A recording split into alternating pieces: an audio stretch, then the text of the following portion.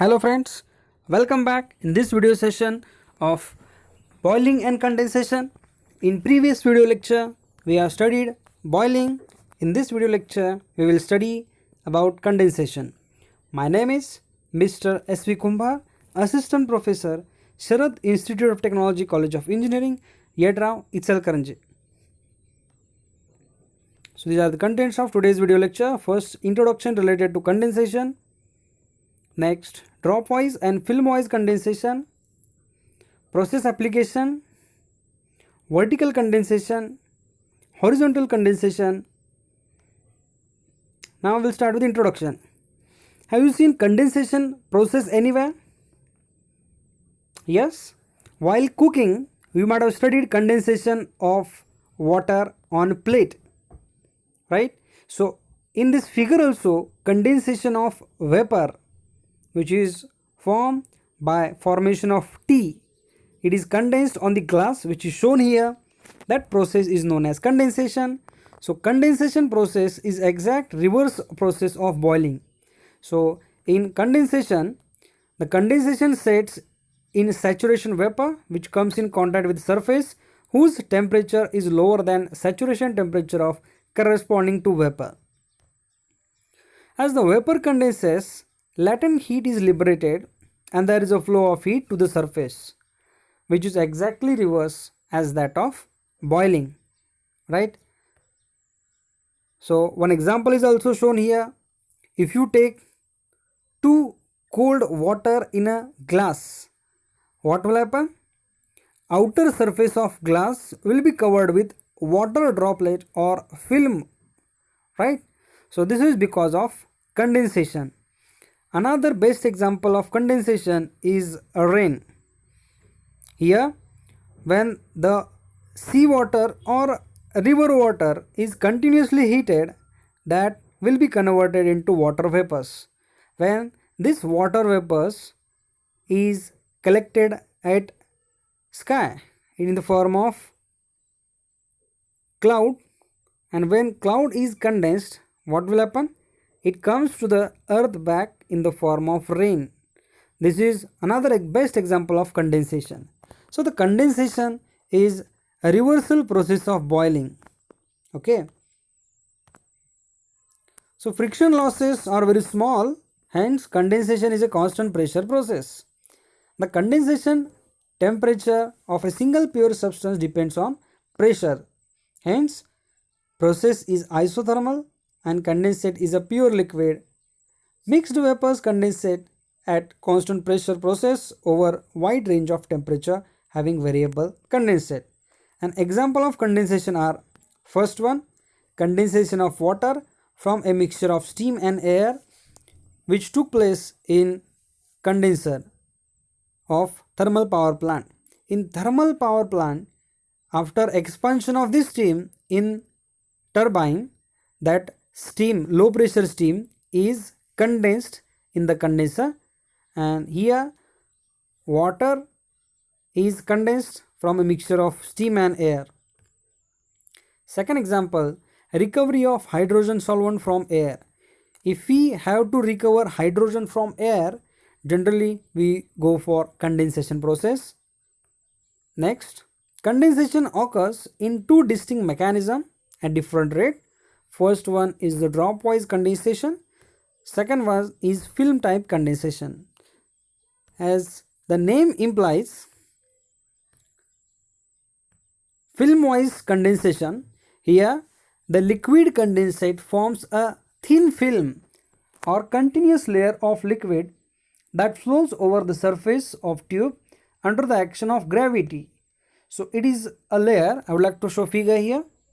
Yes, this is the figure where it is a layer of liquid interposed between the vapor and wall of the tube that serve as resistors to heat transfer and fixes the heat transfer coefficient. So in this figure, a liquid is condensed over the tube where the temperature of the surface is less than saturation temperature of liquid. Heat transfer takes place, and because of gravity action, that film starts flowing towards lower direction, right?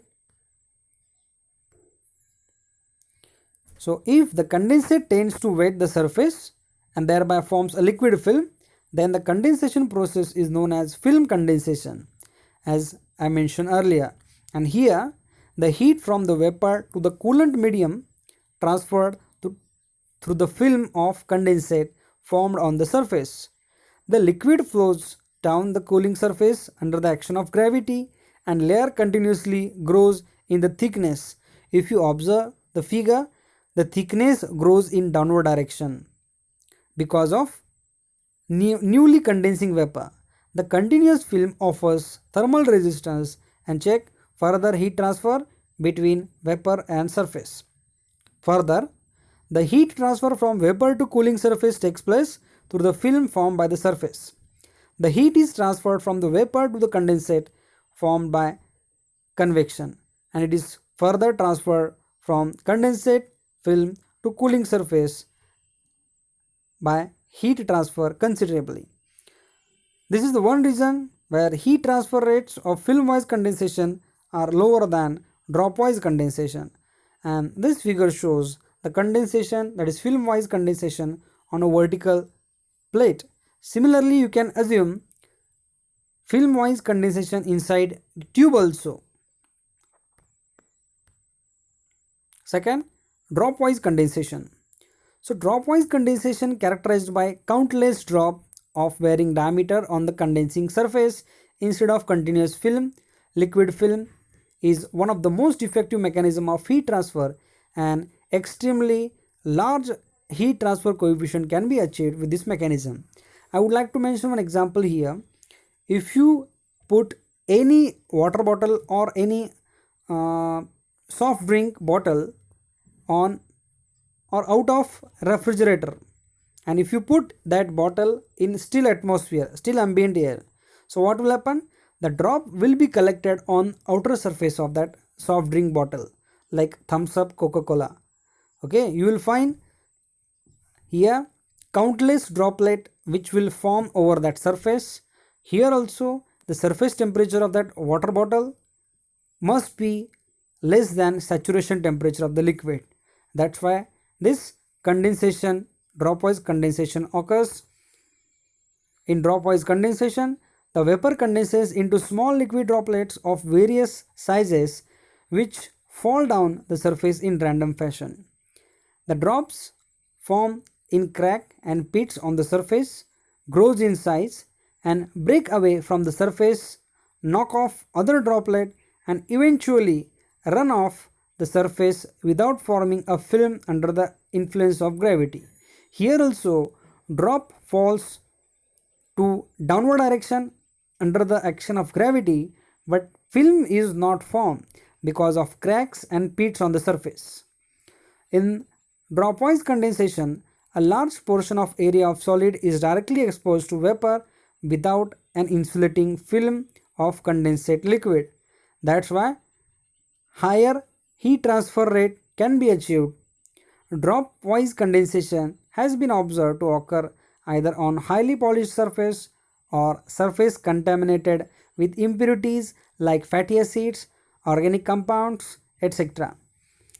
So this type of condensation gives coefficient of heat transfer generally 5 to 10 times than that of film-wise condensation, as well as drop-wise condensation would be preferred to film-wise condensation, that is extremely difficult to achieve or maintain.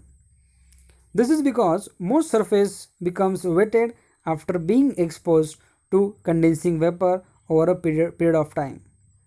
Dropwise condensation can be controlled under the conditions with the help of certain additives to the condensate and various surface coating, but commercially viability has been yet been observed. For this reason, condensing equipment in use is designated on the basis of film-wise condensation. So the two mechanisms are different from each other and independent of quantity of vapor condensing. Film-wise condensation has greater rapidly at which condensate form on the tube due to resistance of condensate film to heat passing through it. The heat transfer coefficient from dropwise are 4 to 8 times more than film-wise condensation. Drop-wise condensation is seen in ethylene, glycol, glycerin, nitrobenzene, isoheptane, and some organic vapors. Liquid metals usually condense in drop-wise manner.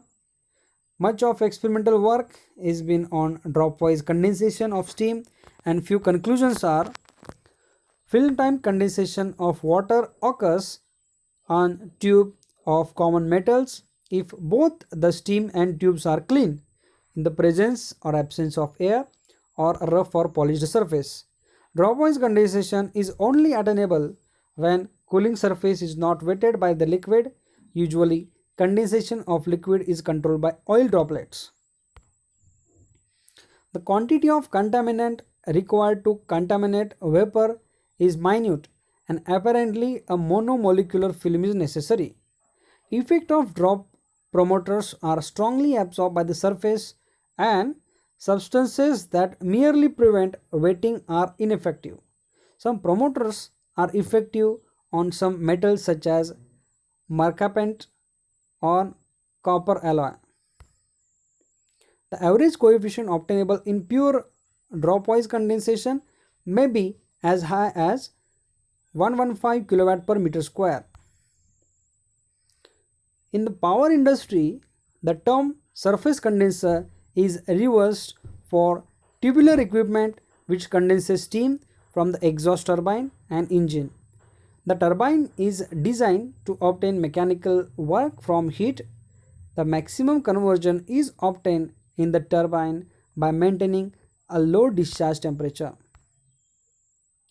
Process application: mainly in industries, separation of liquid mixture are carried out by distillation, where the compounds with lower boiling points are distilled off in pure condition from those having higher boiling point.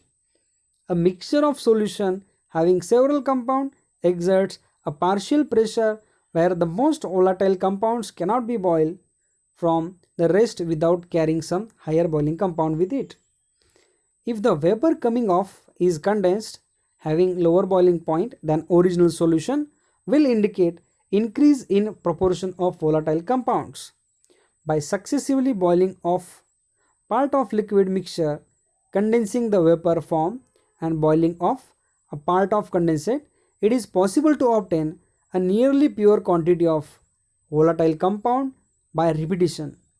Thus, the separation by distillation is accomplished by partial vaporization and subsequent condensation. Continuous distillation requires the presence of liquid at all times on the plates, so less volatile compounds in the feed may condense and carry downward. Always a volatile compound is used. Nusselt theory: in condensation on a vertical surface, a film of condensate is formed, and further condensation, heat transfer to the surface occurs by condensation through the film, which is assumed to be laminar flow in downward direction. The film which is produced on vertical plate can be considered as laminar flow, and the Nusselt theory can be applied. The thickness of this film greatly influences the rate of condensation, since the heat accompanying the removal of vapors from the vapor phase encounters the condensate film as a resistance. The thickness of film is a function of velocity of drainage, which varies with deviation of the surface from the vertical position. For vertical surfaces, the thickness of the film increases from top to bottom.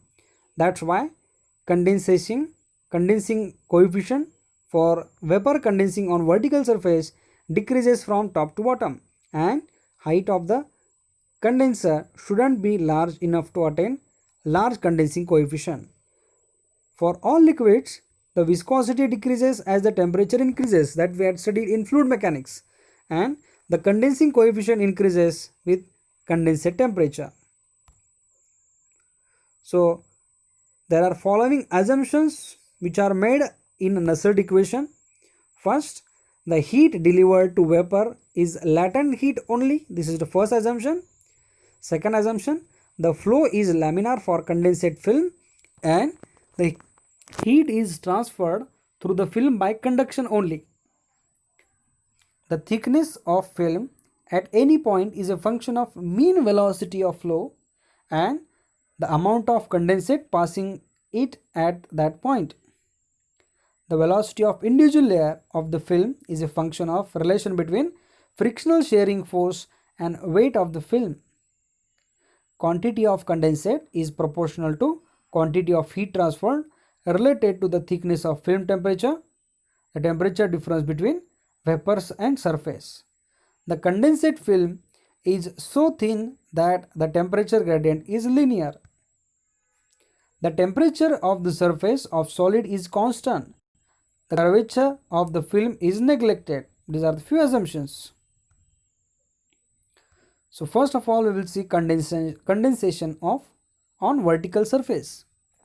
The heat is assumed to flow through the condensate film solely by conduction, which was one of the assumptions of Nusselt theory, and the local coefficient Hx is given by Hx is equal to Kf upon delta, where delta is local film thickness. Film thickness is typically 2 to 3 order of magnitude of smaller than the tube diameter. Hence, it can be found that for flow inside and outside the tube from equation which is related to flat plate, del is equal to 3 mu psi upon rho square g cos beta raised to 1 by 3, where psi is the condensate loading, the mass rate per unit length of periphery. Substituting delta for local heat transfer coefficient at a distance L from the top of the vertical equation, we get Hx is equal to Kf, putting the value of delta, so which will be equal to rho r square g upon 3 mu f psi raised to 1 by 3. The average coefficient H for the entire tube is defined as H is equal to Qt upon A naught delta T naught, which can be converted into lambda psi b upon LT delta T naught. Solving for delta T naught, we will get, just rearranging the term, which will be equal to 3 mu f psi upon rho f square g raised to 1 by 3 lambda del psi upon delta kf dl. Substituting for delta T naught into H, we will get H is equal to psi bkf upon LT into bracket rho f square g upon 3 mu f psi raised to 1 by 3 dl psi raised to 1 by 3 dt. And finally, after integration, we will get final equation. So H becomes 4 kf upon 3 into bracket rho f square g 3 mu f psi b raised to 1 by 3. Thus, the average coefficient for a vertical tube provided that flow in the condensate flow is laminar, and which is 4 to 3 times local coefficient at the bottom of tube. Now arranging equation, we will get H is equal to H into mu square upon k raised to 3 rho raised to 3 g, which is related to fluid, raised to 1 by 3, which is equal to 1.47 4 psi b upon mu f raised to minus 1 by 3. Condensation on horizontal tube. For horizontal condensation, we use equation corresponding to vertical tube.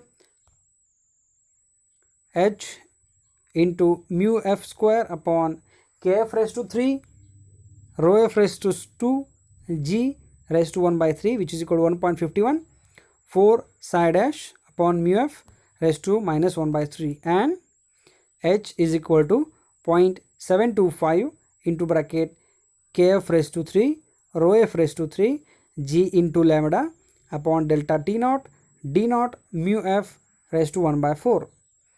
So for this video lecture, we stop here. Thank you very much.